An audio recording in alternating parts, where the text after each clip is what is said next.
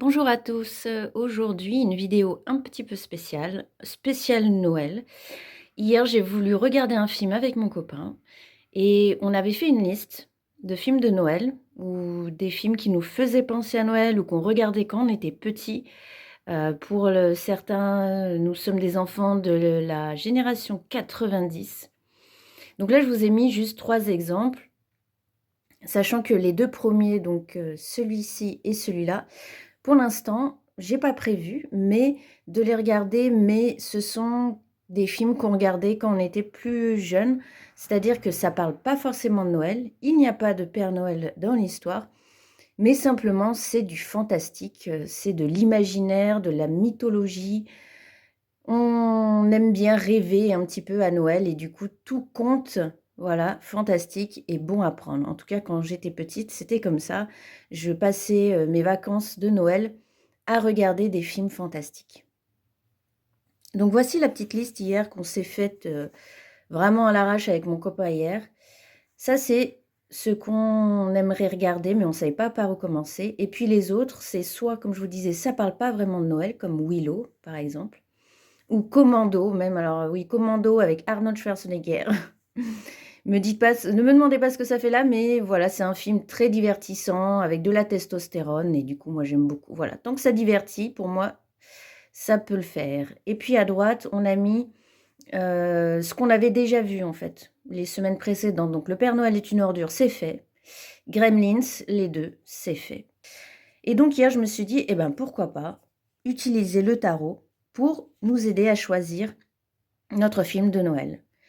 Donc vous avez peut-être vu rapidement, c'est vraiment brouillon, j'ai attribué, à chaque intitulé de chaque, pour chaque film, une arcane majeure. Et puis ensuite on a brassé et j'ai laissé mon copain choisir. Lui qui est pas du tout branché tarot, pas du tout branché toutes ces histoires-là. Là quand même, il a accepté de jouer le jeu et c'est Père Noël Origines qui est sorti. Je vais tout de suite vous expliquer un petit peu plus en détail pourquoi. Vous présenter ce film parce qu'il est très, très peu connu. Il est très original et bah, j'espère que ça vous donnera envie de le regarder. Alors, Père Noël Origines, qu'est-ce que c'est? Eh bien, tout d'abord, le titre original, c'est Rare Export en anglais. C'est un film qui est finlandais, qui nous vient direct de Finlande. Donc déjà, ça, c'est quelque chose de assez original parce que finalement, le cinéma nordique, on le connaît très mal ici en France, puisque c'est la culture américaine, évidemment, qui est la plus puissante. Donc ce film date de 2010, donc ça date depuis un petit moment. Pour info, j'ai fait un master en analyse cinématographique lorsque j'étais, à Bruxelles. Donc c'est un master que j'ai fait de 2006 à 2009. Donc je vivais vraiment, dans la culture cinématographique et c'est à ce moment-là que j'ai découvert l'origine même de ce film-là. Car avant que ce soit un long métrage, ça a été 2 petits, courts métrages. Donc la petite histoire du film, ça commence en 2003. Vous pourrez d'ailleurs trouver les 2 petits courts métrages, qui ont précédé ce film sur YouTube, je vous mettrai les liens dans la description. Donc le réalisateur se fait voir passer une commande, donc au début des années 2000.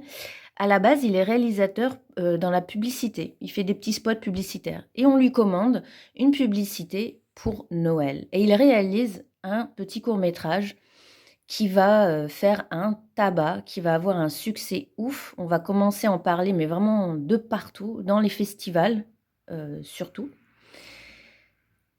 Suite à ce succès, il en réalise un second qui, va expliquer même ce qu'on a vu dans le premier court-métrage et là aussi ça va faire, vraiment ça va avoir un énorme succès.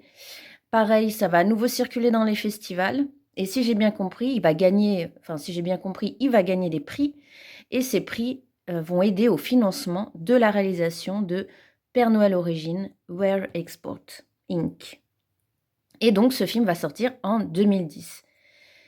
Comme vous le voyez à la jaquette, il y a un côté déjà un petit peu sombre, un peu mystérieux. Ce Père Noël fait pas très confiance, on lui confierait peut-être pas nos enfants. On sent déjà qu'il y a, quelque chose de louche, de mystérieux qui se cache là-dedans. Moi, vous savez, vous me connaissez déjà, j'aime creuser les choses. J'aime, aller farfouiller, comprendre, tout ce qui peut être sombre, ou qui peut rebuter au premier abord. On peut aussi avoir des petites anecdotes, à nos références un peu plus populaires. Donc par exemple, j'y ai trouvé à la fois du Jurassic Park au niveau du oui, je sais, pour l'instant, ça a l'air un petit peu tiré par les cheveux, mais j'ai y trouvé un côté scénaristique Jurassic Park, vous allez voir, ça va être très ça va faire sens dès que je vais vous expliquer. Un petit côté The Thing aussi, de Carpenter. On a un environnement exclusivement masculin. Il y a pas de femmes dans le film et je trouve ça extrêmement original et j'ai même envie de dire rafraîchissant, pour une fois. C'est un film effectivement qui sera pas pour les enfants, c'est-à-dire pas pour les tout petits, mais pour les ados, ça va. On s'attend à un film d'horreur. Non, c'est du fantastique. Il y a pas de violence. J'ai choisi L'Arcane de la Lune pour illustrer ce film, puisque comme je vous disais, j'aime bien aller creuser les choses et Père Noël, origine, eh ben, ça nous parle des origines, de ce qu'il y a dans l'ombre, de ce qui se cache derrière la légende du Père Noël, le vrai Père Noël. Je parle du vrai Père Noël là aussi. C'est ça qui me plaît là-dedans. On ne parle pas du Père Noël Coca-Cola, qui finalement, rappelons-le, a été créé uniquement lui aussi d'ailleurs intéressant, créé pour de la publicité. Et ce Père Noël, sorti de Coca-Cola, finalement, il n'y a que celui-ci qu'on garde et qui est resté dans notre culture populaire et qu'on a accepté finalement. Bah oui, il est beaucoup plus mignon, beaucoup plus souriant et beaucoup plus, chaleureux que celui que nous voyons là, à l'écran. Donc le côté Jurassic Park au niveau scénaristique, je vais quand même peut-être vous faire le résumé du film. Il y a un homme très riche à la tête de ses recherches et qui demande, à, ces hommes de creuser. Et là, c'est là mon parallèle un peu alambiqué avec Jurassic Park, c'est que dans les 2, on a 2 milliardaires qui essaient de combler un rêve d'enfant, de réaliser un rêve d'enfant. Et donc le rêve d'enfant de ce milliardaire qui a les moyens de financer des fouilles privées et archéologiques, c'est la tombe du Père Noël. Il est persuadé qu'il a trouvé la tombe du Père Noël. L'univers, The Thing, eh bien, c'est l'univers enneigé. On est dans les montagnes finlandaises. La nature est très hostile, glaciale, une nature dangereuse aussi. Les personnages sont très isolés. L'environnement est inquiétant et menaçant, exactement comme dans The Thing, c'est-à-dire qu'ils sont très isolés et s'il y a un danger, s'il y a besoin d'aide, ils vont pas pouvoir en obtenir ou alors ça va pas être tout de suite alors que l'urgence est immédiate. Les personnages, les héros du film, ce sont des chasseurs et qui vivent de la chasse des rennes. Ça aussi, c'est intéressant puisque c'est un côté d'une civilisation, d'un peuple qu'on ne connaît absolument pas, donc on apprend des choses également. Le côté uniquement masculin, je trouve ça très intéressant parce qu'on est vraiment uniquement dans l'action. Ce film d'ailleurs n'est pas très long, je ne sais pas la durée exacte, mais aujourd'hui on fait des films vraiment beaucoup, beaucoup trop longs. Et là on va directement droit au but. Il y a vraiment une énergie masculine que j'aime bien car on réfléchit certes, mais de façon stratégique. On essaye de action-réaction tout le temps, pas de blabla. Les dialogues sont juste ce qu'il faut. On est vraiment dans l'agir, dans le faire et j'ai envie de dire presque pas de place à l'émotion. Alors, pas de place à l'émotion avec, on va dire les avantages et les inconvénients qui vont avec. Car je ne vous dis pas tout, mais évidemment, à un moment, on sent qu'il y a de l'émotionnel, mais on va pas en parler.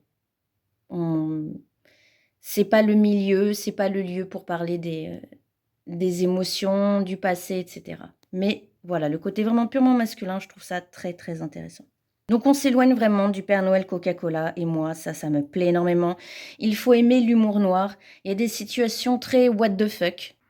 Et on comprend finalement, grâce à ce film et à l'Arcane de la Lune, qu'on avait tout faux. Toutes nos croyances sur le Père Noël sont fausses. La Finlande, n'est-ce pas le pays du Père Noël? Rien n'est comme on le croyait et on aborde le côté sombre de Noël. On plonge dans son passé pour comprendre la complexité de ses origines. C'est une catégorie de films où les enfants deviennent les héros face à des adultes qui, au bout d'un moment, se trouvent vraiment dépassés. Et je trouve que le héros principal, qui est vraiment tout jeune, hein, je ne sais pas quel âge il a dans le film, parce que moi, les enfants, j'y connais rien. Il a peut-être 9 ans, quelque chose comme ça, ou 8 ans. Et c'est lui qui a tout compris, et c'est lui qui va apporter les solutions. Donc c'est un dépaysement qui fait du bien. Et je trouve que chaque personnage est authentique dans le film. Je recommande toujours de regarder les films en version originale parce que souvent il y a des subtilités qui nous échappent. Et là-dedans, évidemment, le film est en finnois, donc c'est intéressant un peu d'entendre cette langue. Et de temps en temps, il y a aussi de l'anglais. C'est marrant de voir voilà, l'échange entre les deux langues. Mais sinon, en tout cas, vous pouvez... les doublages français ont été faits, donc vous pouvez le regarder en français aussi. C'est ce genre de film aussi que j'aime bien, moi, personnellement, parce que ce sont des films hors catégorie. Ils ne rentrent dans aucune case de genre parce qu'ils ne trouvent pas leur public. C'est pour ça aussi, je pense que vous ne le connaissez pas. C'est parce que c'est un film très sombre, mais qui parle d'un personnage pour les enfants. C'est un peu un style bâtard. Il est trop, il n'est pas assez. Mais ce sont mes films préférés. Ce sont, encore une fois, des films mal aimés, mal compris, mais ce sont les plus originaux et les plus passionnants. Et on en revient à ma passion première, qui est la passion de l'être humain et de personnes hors normes et qui ne rentrent jamais dans les cases. Et pour vous faire un parallèle, je vous dirais que la réception est un peu du style, comme avec les films comme Dark Crystal ou Legend de Ridley Scott. Je ne sais pas si vous saisissez les références, mais pareil, ce sont des films avec des codes enfantins, ce sont des contes. Legend, comme ça le dit, c'est très féerique. Il y a des images absolument oniriques, fabuleuses, avec des paillettes partout, une licorne qui brille, etc. Mais c'est très sombre, le rythme est très lent. Il y a aussi des personnages très bizarres qui vous mettent mal à l'aise. Tout d'un coup, on tombe dans un espèce d'enfer. Et ce sont des films qui ont des mises en scène incroyables, mais qui jamais ne trouveront leur public, à part quelques tarés comme moi, quelques passionnés aficionados de ces raretés ou de ces objets complètement incongrus. Et du coup, je tenais à justement mettre un peu en avant Père Noël Origine, Rare Export. Donc moi, j'aime toujours acheter les DVD. Là, il y a écrit tout public quand même. C'est tout public parce que c'est très inquiétant, mais en même temps, il n'y a pas de violence. Le suspense est vraiment bien mené. Moi, je m'attendais vraiment à un film d'horreur. Il y a un petit élément où j'aurais peut-être aimé qu'ils aillent un peu plus loin, mais ça rentre très bien dans le scénario, dans la trame narrative, et en fait, tout est juste. Je pense aussi que ça fait partie des films qui ne vieilliront jamais. Je le regarde une fois par an, depuis 10 ans bientôt. À chaque fois, je le regarde avec grand plaisir. Je vais vous mettre dans la description de la vidéo un lien vers les petits courts-métrages qui ont amené à la création de ce film. N'hésitez pas à me dire en commentaire ou via Instagram ce que vous en avez pensé, si vous l'avez regardé, si est-ce que ça vous a donné envie de découvrir ce film. Je serais ravie d'échanger avec vous. Je vous souhaite un très bon week-end, à très vite.